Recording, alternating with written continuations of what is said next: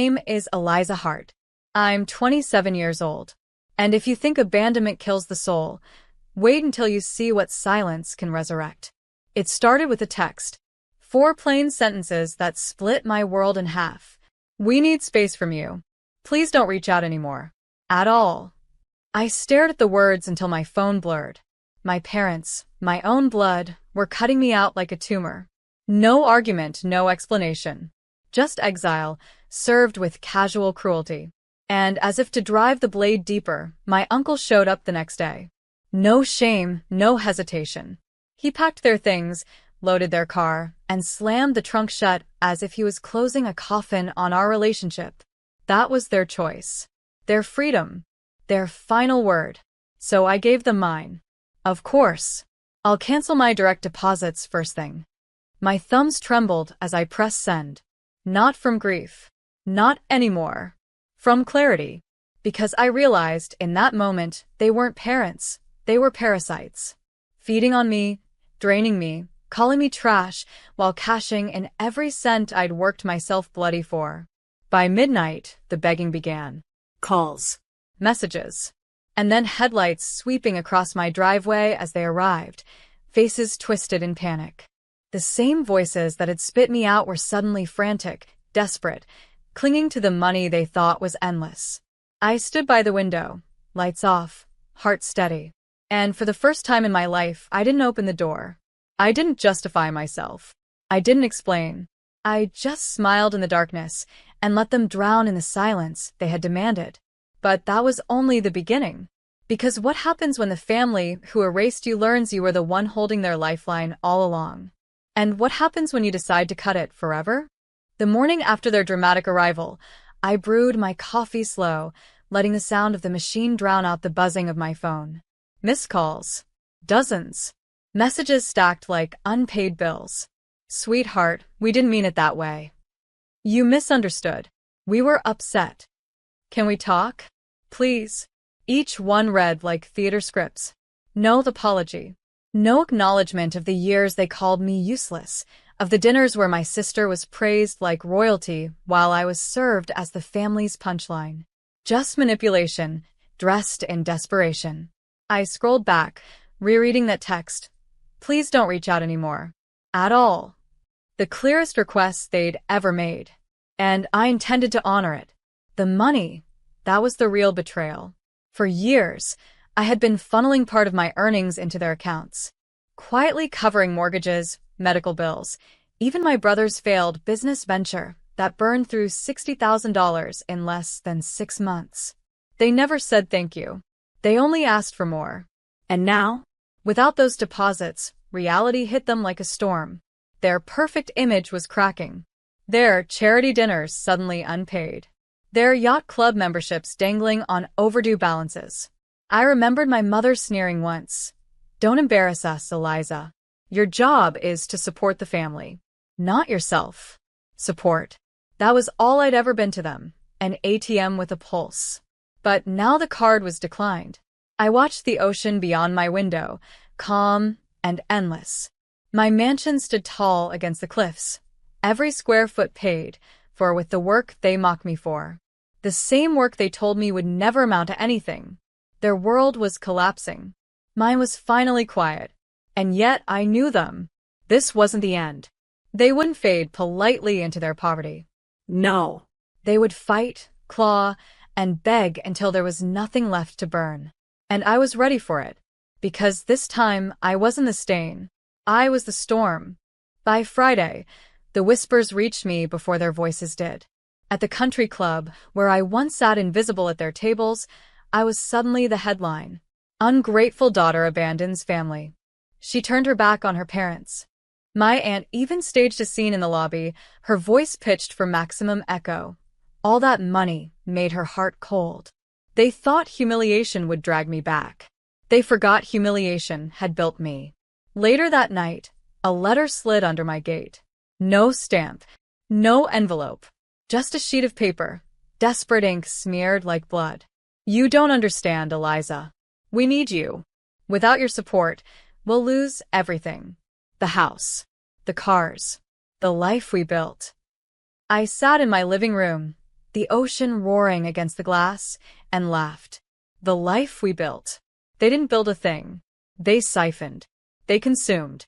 They polished their image with my sweat and dollars. And then came the bank call. Miss Hart, this is regarding the joint accounts with your parents. There have been multiple overdraft attempts and unusual withdrawals. Shall we freeze them entirely? I felt something electric pulse through me. A chance not just to pull the plug, but to cauterize the wound forever. Yes, I said, my voice steady. Freeze them all. Effective immediately. That night, headlights once again pierced the driveway. Fists pounded against the iron gates. My father's voice cracked through the night air. Eliza, don't do this. We're family. I stayed by the window, untouched. Every cry was a reminder. Every plea was proof. For 9 years, they called me a disappointment, a burden, trash. And now, here they were, reduced to beggars in the shadow of the daughter they erased. But this wasn't revenge yet. This was only the reckoning. The true revenge was still loading. Sunday arrived with theater.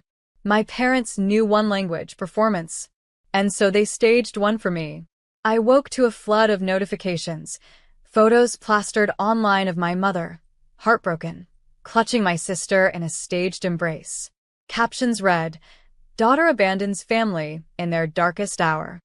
My father gave an interview to a local blogger, spinning tales of sacrifice, how they gave me everything, only to be discarded like yesterday's news. It was laughable, really, because while they painted me as a monster, I had receipts. Years of transfers, bank logs, screenshots of texts where they demanded money and mocked me for daring to keep any for myself.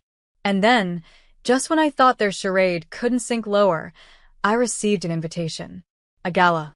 The same one they'd paraded me through as a child, reminding me to keep quiet and look presentable. This time, I wasn't invited as family. I was invited as a guest of honor. The organizers wanted me to speak. My company had become their biggest sponsor. The irony dripped like honey.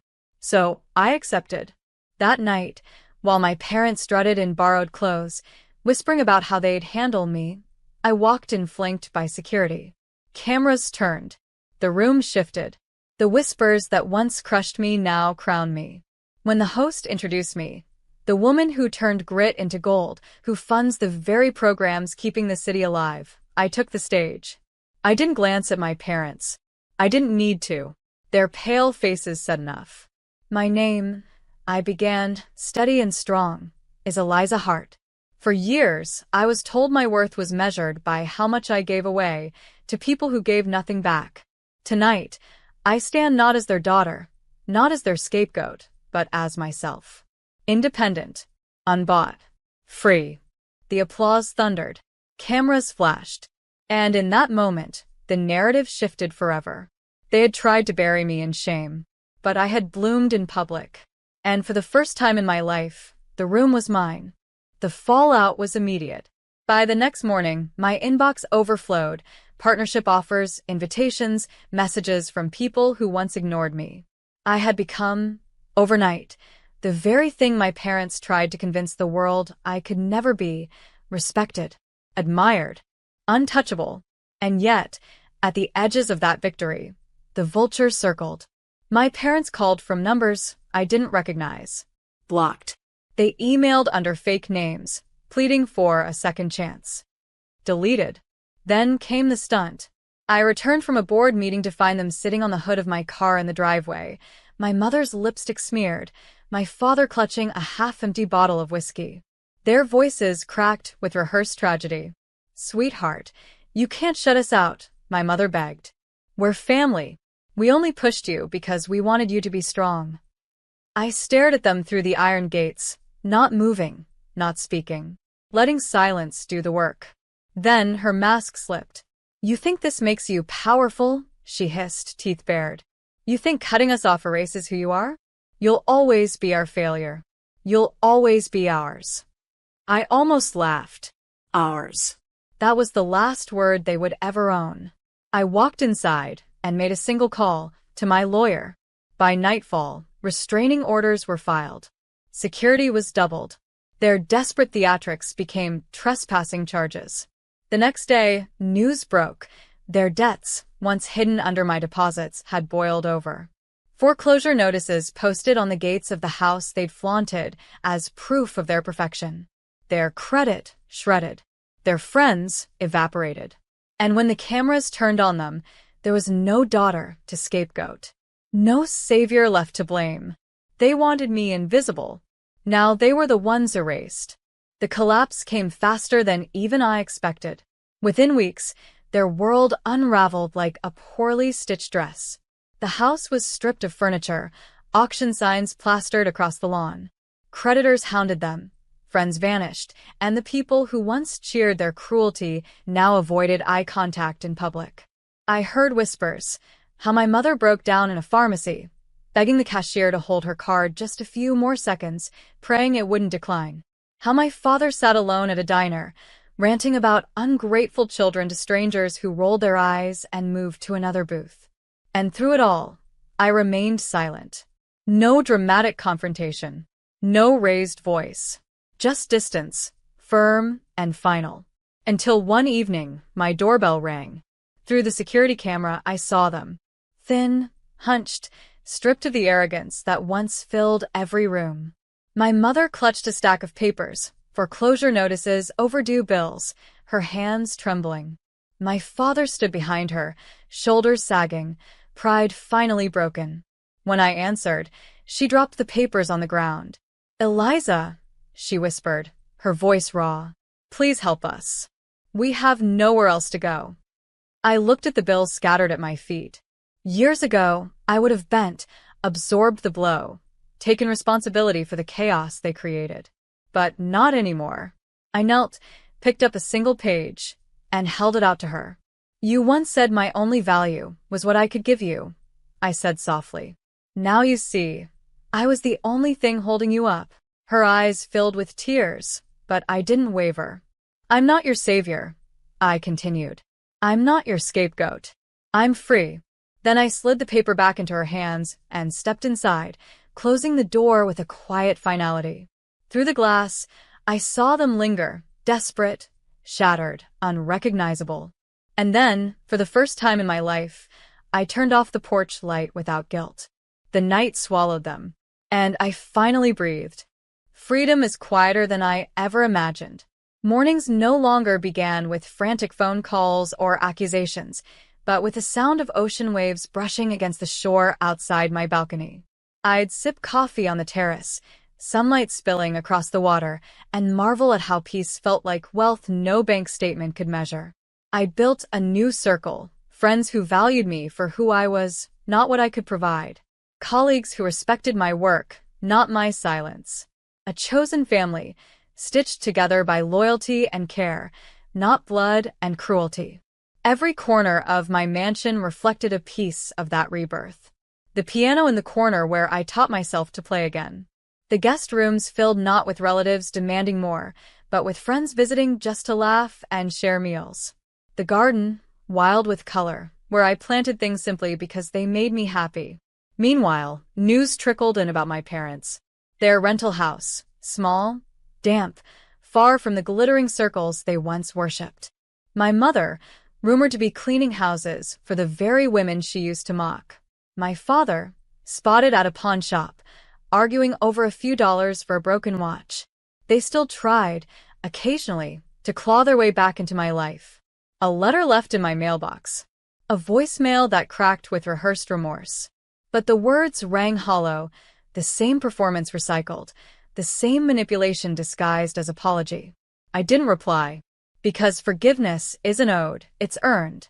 And they had never once lifted a hand to build, only to take, destroy, diminish. The greatest revenge wasn't screaming in their faces. It was this, waking up every day without them, thriving in a life where their shadows couldn't reach. And sometimes, as I locked the gate at night, I whispered the words they once spat at me with venom. "You're nothing." Except now, the difference was clear. They were. They once told me I was nothing. A burden.